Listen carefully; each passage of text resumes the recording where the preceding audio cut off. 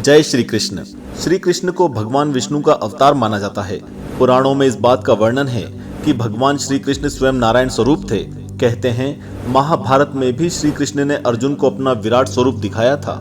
श्री कृष्ण के बचपन का स्वरूप नटखट है, लेकिन ये बात शायद बहुत कम लोगों को मालूम है कि एक बार ब्रह्मा ने श्री कृष्ण की परीक्षा ली थी।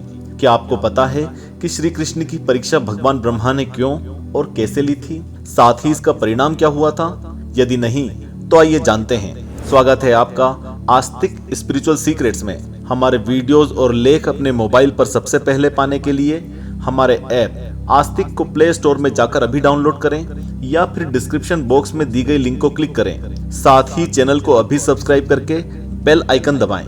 ये कथा श्री कृष्ण के बाल्यावस्था की है।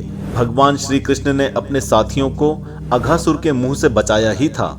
इसके बाद वे सभी ग्वाल बाल, गायें और उनके बछड़े यमुना जी के किनारे विश्राम करने को आए। उस सुंदर स्थान की बालू कोमल और स्वच्छ थी। कमल दलों पर भौरे गुंजार कर रहे थे, पक्षी मधुर शोर कर रहे थे। वहीं सभी के मन में विचार आया कि अब हम लोगों को यहाँ भोजन कर लेना चाहिए, क्योंकि दिन बहुत चढ़ आया है और भूख भी लग रही है। बछड़े पानी पीकर पास ही धीरे धीरे हरी हरी घास चर रहे थे। सभी ग्वाल बालों ने गोलाकार पंक्ति बना ली। कृष्ण जी बीचों बीच थे। कोई पत्ते तो कोई छीके या छाल के पात्र बनाकर भोजन करने लगे। ग्वाल बाल उन्हें भोजन करा रहे थे और वे सबके बीच बैठकर उन्हें हंसा रहे थे। कैसी अद्भुत लीला है कि जो सभी यज्ञों के एकमात्र भोक्ता हैं, वे श्री भगवान ग्वाल बालों के साथ बैठकर बाल लीला करते हुए भोजन कर रहे थे और स्वर्ग के देवता आश्चर्यचकित होकर यह अद्भुत लीला देख रहे थे। भोजन करते करते ग्वाल बाल भगवान की लीला में तन्मय हो गए। उसी समय उनके बछड़े हरी हरी घास के लालच से घने जंगल में बड़ी दूर निकल आए। जब ग्वाल बालों का ध्यान उस ओर गया तो वे डर गए। तभी श्री कृष्ण ने कहा, मित्रों, तुम लोग भोजन करना बंद मत करो, मैं बछड़ों को लिए आता हूँ। ऐसा कहकर श्री कृष्ण हाथ में दही भात का कोर लिए ही जंगल के अंदर भयंकर स्थानों में अपने और साथियों के बछड़ों को ढूंढने चल दिए। ब्रह्मा जी पहले ही आकाश में उपस्थित थे। उन्होंने सोचा कि लीला से बालक बने हुए भगवान श्री कृष्ण की कोई और लीला देखनी चाहिए। ऐसा सोचकर उन्होंने पहले तो बछड़ों को और बाद में भगवान श्री कृष्ण के चले जाने पर ग्वाल बालों को भी दूसरी जगह ले जाकर रख दिया और स्वयं अंतर्ध्यान हो गए। भगवान श्री कृष्ण बछड़े न मिलने पर यमुना के किनारे लौट आए, परंतु यहाँ क्या देखते हैं कि ग्वाल बाल भी नहीं हैं।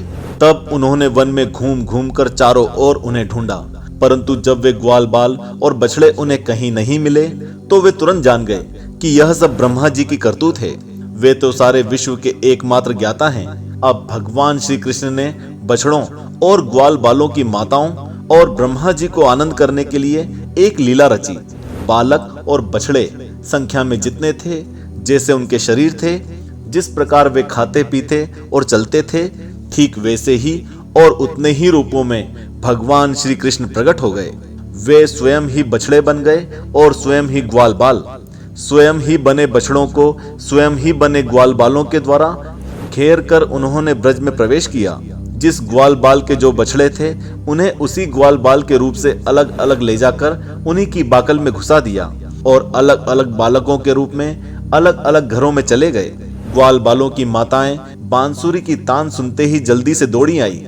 ग्वाल बाल बने हुए पर ब्रह्म श्री कृष्ण को अपना बच्चा समझकर हाथों से उठाकर उन्होंने उन्हें हृदय से लगा लिया।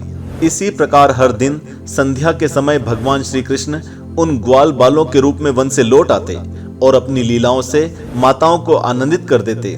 ग्वालिनों के समान गायें भी जब जंगलों में से चलकर जल्दी जल्दी लौटती और उनकी हुंकार सुनकर उनके प्यारे बछड़े दौड़कर उनके पास आ जाते, तो वे बार बार उन्हें अपनी जीभ से चाटती और अपना दूध पिलाती।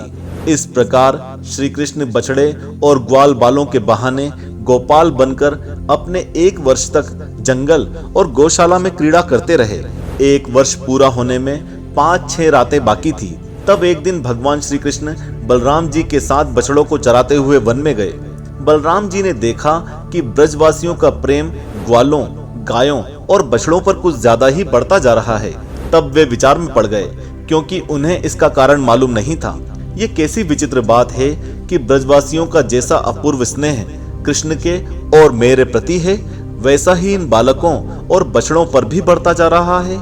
ये कौन सी माया है? बलराम जी ने जब ज्ञान की दृष्टि से देखा तो उन्हें मालूम हुआ कि इन बछड़ों और ग्वाल बालों के रूप में केवल श्री कृष्ण ही श्री कृष्ण हैं। तब उन्होंने श्री कृष्ण से कहा, भगवन, इन ग्वाल बाल और बछड़ों में तो आप ही दिखाई दे रहे हैं, कृपया स्पष्ट करके ये बात बतला दीजिए। तब भगवान ने ब्रह्मा की सारी करतूत सुनाई। ब्रह्मा के कुछ पल का समय तो पृथ्वी के 1 वर्ष के बराबर है।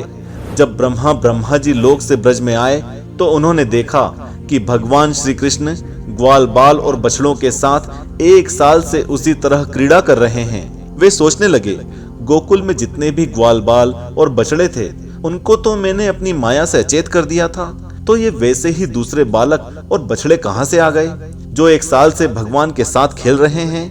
ब्रह्मा जी ने दोनों स्थानों पर दोनों को देखा और अपनी ज्ञान दृष्टि से यह रहस्य समझना चाहा, लेकिन इन दोनों में से कौन से ग्वाल बाल, गाय और बछड़े सच्चे हैं और कौन से बनावटी, ये बात वे समझ नहीं सके। ब्रह्मा जी जिन भगवान श्री कृष्ण को अपनी माया से मोहित करने चले थे, वे अपनी ही माया से अपने आप मोहित हो गए। ब्रह्मा जी विचार कर ही रहे थे कि उनके देखते देखते उसी पल सभी ग्वाल बाल और बछड़े श्री कृष्ण के रूप में दिखाई पड़ने लगे। ब्रह्मा जी ने यह भी देखा कि उन्हीं के जैसे दूसरे कई और ब्रह्मा से लेकर एक छोटे से जीव तक सभी जीव भगवान के उन सब रूपों की उपासना कर रहे हैं। इस प्रकार ब्रह्मा जी ने एक साथ ही देखा कि वे सब के सब उन पर ब्रह्म परमात्मा श्री कृष्ण के ही स्वरूप हैं, जिनके प्रकाश से यह सारा जगत प्रकाशित हो रहा है। भगवान का यह स्वरूप तर्क से परे है, उनकी महिमा असाधारण है। खुद ब्रह्मा जी जो सभी विद्याओं के स्वामी हैं, वे भी भगवान के दिव्य स्वरूप को समझ नहीं सके। यहाँ तक कि वे भगवान के उन महिमामयी रूपों को देखने में भी असमर्थ हो गए। उनकी आंखें बंद हो गई। भगवान श्री कृष्ण ने ब्रह्मा की इस असमर्थता को जानकर तुरंत अपनी माया का पर्दा हटा दिया। इससे ब्रह्मा जी को ब्रह्म ज्ञान हुआ। अब ब्रह्मा जी देखने लगे कि भगवान श्री कृष्ण जैसे पहले ग्वाल बालों, गायों और बछड़ों को ढूंढ रहे थे, वैसे ही अब भी अकेले ही उनकी खोज में लगे हैं। भगवान को देखते ही ब्रह्मा जी अपने वाहन हंस पर से कूद पड़े और पृथ्वी पर गिर पड़े। उन्होंने अपने चारों मुकुट भगवान के चरण कमलों में धर कर के नमस्कार किया और आनंद के आंसुओं की धारा से उन्हें नहला दिया।